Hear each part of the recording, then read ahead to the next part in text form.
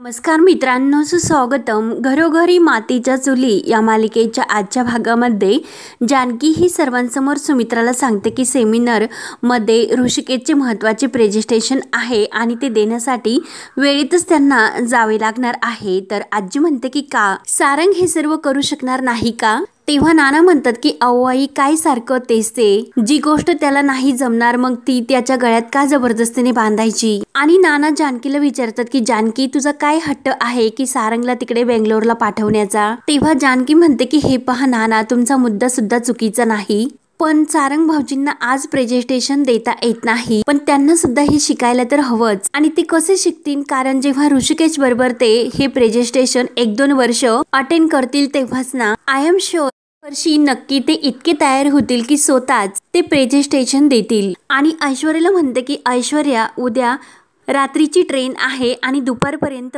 पोहोचतील आणि सेमिनार हे संध्याकाळी आहे, त्यामुळे त्यांना सेमिनार अटेंड सुद्धा करता येईल. ऐश्वर्या तू त्यांची बॅग पॅक करशील ना? तेव्हा ऐश्वर्या मात्र खुश होऊन लगेच असे म्हणते आलेच असे बोलून ऐश्वर्या लगेच रूम मध्ये निघून येते. तेव्हा जानकी सुद्धा म्हणते की हो मी सुद्धा आले. तेव्हा सारंग रूम मध्ये आपली बॅग पॅक करत असतो आणि वहिनी सुद्धा कशाला मला पाठवत असेल, नुसते डोक्याला टेन्शन आणि परत विचार करतो की नाही थोडासा चेंज मिळेल आणि काहीतरी नवीन शिकायला मिळेल म्हणून जावेसे सुद्धा लागते, पण तेथे जर नवीन काही करावेसे जर लागले तर मग मला ते करता येईल का, म्हणून जीव सुद्धा खालीवर होतो आणि त्याची त्याला भीती सुद्धा वाटत असते. आणि चिठ्ठी असे ती चिठ्ठी शोधत असतो आणि सापडते आणि तेवढ्यात जानकी आतमध्ये येते. सारंग भाऊजी तर सारंग म्हणतो की हो वहिनी ये ना. जानकी म्हणते की काय सारंग भाऊजी तुम्ही अजून आवरले नाहीत का? आणि उठा मी आवरते, मी ऐश्वर्याला सांगितले होते तुमची बॅग भरण्यासाठी. तेव्हा सारंग म्हणतो की एकतर अजून आवरले नाही असे म्हणते आणि एकतर तुम्हाला तिकडे सेमिनार साठी पाठवते आणि म्हणते तयारी सुद्धा झाली नाही का? एकतर माझा सर्व गोंधळ सुरू आहे आणि जसे जमेल तसे मी करतो. आणि दीपक आता मी ती जीन्स काढून ठेवली आणि किती दिवसापासून ती अशीच पडेल होती आणि असे वाटले की सेमिनार आहे मग घेऊन जातो, छान दिसेल. आणि जर तेथे मला काही करावायचे लागले, कुणाशी बोलावे लागले तर मला ते जमेल का? तर जानकी म्हणते की का जमणार नाही. तेव्हा ऋषिकेश सुद्धा आतमध्ये येतो आणि अरे मी तुझ्या सोबत असेल ना असे म्हणतो. आणि हे बघ सारंग तू त्याचे टेन्शन घेऊ नकोस, मी शिकवेन तुला सर्व काही. आणि सारंग एकदा तू तिकडे आल्यानंतर मी प्रॉपर सगळ्यांशी तुझी ओळख करून देईन. आणि हे बघ तुझ्या अगोदर मी तिकडे पोहोचणार आहे, त्यामुळे तुला नेण्यासाठी मी तिकडे एक स्टेशनवर गाडी पाठवेन. तेव्हा सारंग घाबरतच विचारतो की म्हणजे मला तिकडे काही करावे लागणार का? तेव्हा जानकी आणि ऋषिकेश एकमेकांकडे बघून हसतात. ऋषिकेश सारंगला म्हणतो की हो पण तू काळजी करू नकोस, सेमिनार मध्ये जे प्रेझेंटेशन आहे ते मी देईन, पण आपल्या कंपनीची सर्व माहिती ही तुला द्यायची. सारंग म्हणतो की कशाला दादा? तर ऋषिकेश म्हणतो की अरे ह्या फाईल मध्ये सर्व माहिती आहे, तुला कसे बोलायचे काय बोलायचे याची सर्व माहिती या फाईल मध्ये आहे. ट्रेन मध्ये बसल्यानंतर तू हे सर्व वाच. आणि ती फाईल सारंगच्या हातामध्ये ऋषिकेश देतो. तर सारंग खूप घाबरलेला असतो की अरे दादा मला हे सर्व जमेल की नाही याचेच खरं मला खूप टेन्शन आले. तेव्हा जानकी म्हणते की सारंग भाऊजी जमेन, तुम्हाला सर्व काही जमेन, फक्त मनातील तुम्ही या शंका कुशंका बाजूला काढा. तेव्हा जानकी सारंगला हात पुढे करायला सांगते आणि ऋषिकेशकडून जे नाणं आहे ते घेते आणि ते सारंगच्या हातात ठेवते. तर सारंग म्हणतो की नाणं हे कशाला? तेव्हा जानकी म्हणते की ट्रेन ही नदीच्या पुलावरून जाणार आहे, तेव्हा तुम्ही हे नाणं त्या नदीच्या पात्रात टाकून द्या आणि तुमच्या मनात जे काही आहे ती इच्छा मागा. आणि असे म्हणतात की नदी ही माता असते आणि आपण तिच्याकडे मनोभावाने जे काही मागितले आपल्या त्या सर्व इच्छा पूर्ण होतात. मग तुम्ही सुद्धा हे नाणं नदीच्या पात्रात टाकून द्या आणि तुमची जी काही सेमिनारची इच्छा पूर्ण होईल, ट्रस्ट मी. सारंग अगदी खुश होऊन विचारतो की खरंच? खुश होऊन त्या नाण्याकडेच बघत असतो आणि लगेच वहिनी आता मला एकदम असे हुरूप आल्यासारखे वाटते आणि सगळं छान होईल असे वाटले. तर जानकी म्हणते की हो हाच पॉझिटिव्ह विचार ठेवा म्हणजे सर्व काही छान होईल. तेव्हा सारंग खुश होऊन थँक्यू वहिनी असे म्हणतो. तर ऋषिकेश म्हणतो की चल आता तू आवर, मी तुला स्टेशनला सोडवण्यासाठी येतो. तेव्हा जानकी ही सारंगला बॅग भरण्यासाठी मदत करते. त्यानंतर इकडे आजी ही ऐश्वर्याला म्हणत असते बघितलेस का तेवढ्यात जानकीने शहाणपणा केला. सारंगसाठी डुगुडुगू तिने ट्रेनचे तिकीट आणले, मात्र स्वतःच्या नवऱ्यासाठी मात्र विमानाचे तिकीट घेऊन आली। तेव्हा ऐश्वर्या म्हणते की अहो आजी, आता कितीही काही झाले तरी ऋषिकेश दादा हे सारंगचा सावत्र भाऊ आहेत, मग असा फरक मात्र असणारच। म्हणजे बिचाऱ्या सुमित्रा आईचा सावत्र मुलगा मात्र विमानाने जाणार आणि सख्खा मुलगा मात्र ट्रेनने जाणार। हो, आहे की नाही फरक? सख्ख सावत्र यात तर मजा आहे खरी, आणि हाच तर फरक आहे। आणि तेवढ्यात जानकी येते। जानकी विचारते की अगं आवरलेस का? तर आजी आणि ऐश्वर्या खूपच घाबरतात। जानकी विचारते की काय बोलत होता? तर ऐश्वर्या म्हणते की नाही, सारंगला टिफिन द्यायची आणि तेच विचारत होते की टिफिन कुठे, मी केव्हाची शोधते, सापडतच नाही मला। तेव्हा जानकीला हसायला येते आणि काय ऐश्वर्या, तू आजीला विचारत होती? अगं ऐश्वर्या, त्यांना किचन मध्ये काहीच माहिती नसते, आईने त्यांना बजावून ठेवलेले आहे की किचन मध्ये यायचे नाही म्हणून। आणि जानकी टिफिन ही ऐश्वर्याच्या हातात देते आणि पोळी भाजी व्यवस्थित भर, आणि जेवताना सारंग भाऊजींना कांदा सुद्धा लागतो, त्यामुळे तू त्यांच्या टिफिन मध्ये कांदा सुद्धा भर, विसरू नकोस असे सांगत असते। तेव्हा ऐश्वर्या म्हणते की हो टिफिन भरते। तर जानकी आजीला विचारते की अरे वा आजी, तुम्ही इथे काय करतास? तेव्हा आजी म्हणते की अगं काही नाही, हिला मदत करण्यासाठी आले होते। तेव्हा जानकी म्हणते की अहो आजी, कशाला मदत करतात? करेन ती। आणि आईंनी तुम्हाला काय सांगितले की किचन मध्ये तुम्ही यायचे नाहीच, दगदग करायची नाही, म्हणून ती आजीच्या हाताला धरते आणि चला तुम्ही झोपण्यासाठी चला असे म्हणते। तेव्हा आजी मात्र जाताना ऐश्वर्याला म्हणते की व्यवस्थित भर।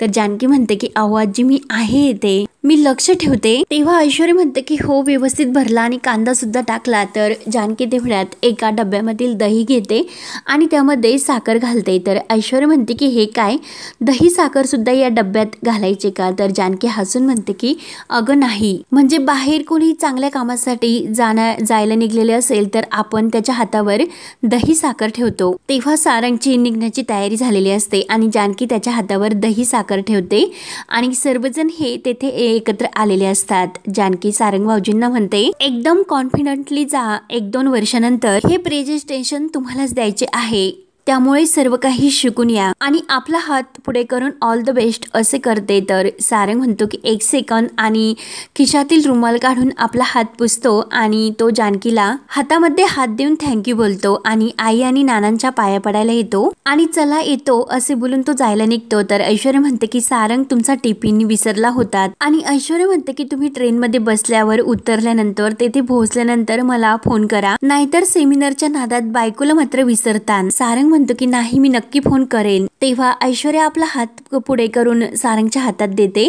आणि बेस्ट ऑफ लक करते। सारंग तर खूपच खुश होऊन थँक्यू बोलतो। ऐश्वर्या खुश होऊन म्हणते की सांभाळून जा, आणि सर्वांना बाय करून सारंग हा ऋषिकेश बाहेर गाडीजवळ येतात। तर ऋषिकेश सारंगची बॅग आपल्या गाडीमध्ये ठेवतो। तेव्हा सारंगला खूप घाबरल्यासारखे होत असते आणि तो ऋषिकेशला म्हणतो की अरे दादा, निघताना विचारायला नको, पण विचारतो, एक प्रश्न माझ्या मनात आहे, विचारू का? तर ऋषिकेश म्हणतो की अरे विचार। तेव्हा सारंग ऋषिकेशला विचारतो की दादा, हे सर्व तुम्ही का करतात? ऋषिकेश म्हणतो की म्हणजे? तर सारंगच्या डोळ्यात पाणी येते, म्हणजे तुम्हाला असे ऑफिसला बोलावले, सेमिनार साठी तो घेऊन चालला, तुम्ही असा हट्ट का करता? का मला मोठेपणा देता? मी माझे लहानपण स्वीकारणे यातच माझा मोठेपणा आहे। सारंग म्हणतो की नाही दादा, मला माहिती आहे की तू आपल्या आईच्या पोटी जन्म नाही घेतला, हे समजल्यापासून आपल्या आईचे प्रेम माया तुला उपकार वाटायला लागलेत, मग तिचे पांग कसे फेडावे हे तुला कळेनासे झाले। तेव्हा ऋषिकेश हा शांत होतो आणि सारंग तसे काही नाही असे म्हणतो। तेव्हा सारंग म्हणतो की हे बघ दादा, मी तुला ओळखतो, तुझा जीव अगदी संकोचून गेला आणि तुझे अगदी बरोबर आहे, तुझ्या जागी जर मी असतो तरी माझे सुद्धा तेच झाले असते। परंतु एक गोष्ट मी तुला सांगतो की असे काहीच नाही, आईच्या सुद्धा मनात काही नाही आणि आमच्या मनात सुद्धा काहीच नाही। अरे तू आमचा दादा आहेस आणि होता कायम राहशील, आणि उगाच संकोच्या पोटी तू मला मोठेपणा देऊ नकोस। अगोदर सर्व चांगले चालले होते, एक बाजू तू बघत होता, एक बाजू मी बघत होतो, हो की नाही? आणि आता तर प्रत्येक गोष्टीत एक विचित्र झाल्यासारखेच वाटते। आईला सुद्धा त्यामुळे जरा टेन्शनच येते, ती भिरभिरल्यासारखी दिसते असे मला वाटते, कारण प्रत्येक गोष्ट बदलत चालली आणि कशासाठी आपलं ठरलेलं आहे की सावत्र हा मुद्दा परत काढायचा नाही, मग काय हे सर्व. तेव्हा ऋषिकेश म्हणतो की हे बघ सारंग, असे काही नाही, शेवटी या कंपनीची जबाबदारी आपल्या दोघांवर तर आहेच ना. अरे शेतीचे काम तर तू उत्तम करतोच, मग या कंपनीची आघाडी सुद्धा तुला सांभाळता यायला हवी. सारंग, तुला यामध्ये रस घ्यायचा किंवा नाही घ्यायचा हे तू पुढे ठरव, पण असा चान्स तर यायलाच हवा. आणि ह्या सर्व प्रॅक्टिकल गोष्टी आहेत, त्याचा इतका ताण तू घेऊ नकोस. चल आपल्याला आता जाण्यासाठी उशीर होतोय. मग ऋषिकेश गाडीमध्ये बसतो आणि ते गाडीतून निघून जातात. त्यानंतर इकडे ऐश्वर्या, सुमित्रा आजी भाजी निवडत बसलेले असतात. तर ऐश्वर्या मुद्दा म्हणते की सारंग मला म्हणत होते की त्यांना ट्रेनची सवय नाही. तर सुमित्रा म्हणते की हो मला माहिती आहे, पण काय करणार, फ्लाईटचे तिकीटच नव्हते आणि जानकीने ट्रेनची बुकिंग केल्यानंतर मला सुद्धा काही बोलता आलेच नाही. तेव्हा ऐश्वर्या म्हणते की हो, पण मला असे वाटते की उगाच आपण त्यांना पाठवले. तेव्हा सुमित्रा म्हणते की अगं ऐश्वर्या, दोन्हीकडून का बोलते, सारंगने बँगलोरला जावे असे तुला सुद्धा वाटत होते. तेव्हा आजी लगेच म्हणते की अगं सुमित्रा, कमालच आहे तुझी, आणि आता हे तुझ्याजवळ बोलणार नाही तर मग ती कुणाजवळ बोलणार. जानकीचा नवरा विमानाने जातो आणि सारंग बिचारा ट्रेननी जातो, यामध्ये तुला काही वाटत नसेल, परंतु आम्हाला मात्र वाटते. तेव्हा सुमित्रा म्हणते की अगं पण आपल्याकडे दुसरा पर्यायच कुठे होता. आजी म्हणते की हो, पर्याय तर होताच ना, कारण ऋषिकेशने हे सर्व आपल्या हातात ठेवलेले आहे म्हणून हे सर्व असे होते. वेळीच जर त्याने त्याला हे सर्व शिकवले असते तर काय बिघडले असते. हे काय आहे माहिती आहे ना, ऐन वेळेस ही सर्व सारवासारव करायची ती लबाडी लपवण्यासाठी. तेव्हा सुमित्रा म्हणते की आई अगं, तर आजी म्हणते की काय काय ग, 1000 वेळी मी कानी कपाळी ओरडून झालेले आहे, पण तू ऋषिकेश जानकी याच्या प्रेमाने आंधळे झाले होतात, त्यामुळे मला कळत नव्हते, आणि आता तर तुम्हाला तो शब्द वापरण्यासाठी सुद्धा बंदी केलीत, म्हणून तरी सुद्धा मी तुला सांगते, आपलं ते आपलं आणि परक ते परक. तेव्हा सुमित्रा म्हणते की आई अगं पुरे इतक्या वर्ष ऋषिकेशला सुद्धा माहिती नव्हते, त्याला सुद्धा परवाच कळले हे सर्व. तेव्हा आजी म्हणते की हो बरोबरच आहे, पण त्यामुळे वागणं सुद्धा खूप बदलले. हे तुझ्या लक्षात येत नसेल, परंतु आम्हाला हे सर्व कळते. आणि जाऊन दे ऐश्वर्या, हिला कितीही सांगितले तरी हिला काहीच कळणार नाही. हिने डोळ्याला पट्टी आणि कानावर हात ठेवलेले आहे, त्यामुळे तिला ऐकायला तर येणार नाही आणि दिसणार सुद्धा नाही. पण तुझे दुःख काय आहे हे ऐश्वर्या मला कळते ग. सुमित्राला मात्र ह्या सर्व बोलण्याचे खूप टेन्शन येते. तर आजी ऐश्वर्याला म्हणते की चल, हिच्याशी बोलून कोणताही अर्थ नाही, आणि त्या दोघी आतमध्ये निघून जातात. त्यानंतर इकडे ऋषिकेश सारंगला स्टेशनवर सोडून येतो आणि जानकी म्हणते की काय तुम्ही त्यांना व्यवस्थित ट्रेनमध्ये बसून दिलेत ना. ऋषिकेश म्हणतो की हो, आणि आता उद्या सकाळी मी पोहोचल्यानंतर सारंगला आणण्यासाठी मी गाडी पाठवेन स्टेशनवर, पण आता तो व्यवस्थित आहे. तेव्हा जानकी ही थोडीशी थांबते आणि ऋषिकेशला म्हणते की मी फार घाई तर केली नाही ना ऋषिकेश. ऋषिकेश म्हणतो की म्हणजे, तर जानकी म्हणते की म्हणजे मी फार पुश तर नाही केले, कारण ऐश्वर्याचा तो फोन कॉल्स आपण ऐकला आणि तेथूनच. आणि तेव्हा ऋषिकेशला सुद्धा ऐश्वर्याचे ते बोलणे आठवते, तेव्हा त्याला सुद्धा वाईट वाटते. तर जानकी म्हणते की खरं तर असे सांगायचे की सुमित्रा आईंच्या या उपकाराचे पांग कसे फेडायचे असे मला तरी कुठेतरी वाटते. असेच वाटते की आपल्यामुळे त्यांच्या सख्या मुलावर कुठेही अन्याय व्हायला नको. तेव्हा ऋषिकेश जानकीकडे बघत असतो. तर जानकी म्हणते की सॉरी, मला असे सक्क सावत्र करून आईंच्या प्रेमाचा अपमान करायचा नव्हता. तेव्हा ऋषिकेश म्हणतो की त्या दिवशी मी सुद्धा तेच म्हटलं आईला, प्रेम देणारा देऊन मोकळा होतो, परंतु घेणाऱ्याने मात्र त्याची जाणीव विसरायची नसते. तेव्हा जानकी म्हणते की हो बरोबर आहे तुमचे, पण या सगळ्यात मला इतकेच वाटते आपण जी काही धडपड करतो त्यातून कुठलाही गैरसमज व्हायला नको. आधीच ते खुर्चीचं प्रकरण झाले आणि आता फ्लाईट, ट्रेन. तेव्हा ऋषिकेश म्हणतो की नाही जानकी, आपण हे सर्व चांगल्यासाठीच करतो, मग केलेल्या गोष्टींचा पश्चाताप नाही करत बसायचा. आणि सारंग जर तिकडे सेमिनार साठी आला तर तो सुद्धा 4 गोष्टी आणखीन शिकेन. जानकी पण सारंगच्या मनात असे काही नाही, त्याला आपली होणारी घालमेल दिसते. उलट त्यानेच मगाशी माझी समजूत काढली आणि मला तो म्हटला, दादा तू ह्या सर्व गोष्टीच्या मनावर ओझे बाळगू नकोस. तेव्हा जानकी म्हणते की बघितलेस का, हे त्यांना सुद्धा जाणवले. कितीही नाकारले तरी एका क्षणात सर्व काही बदलले हे सर्वांनाच कळते.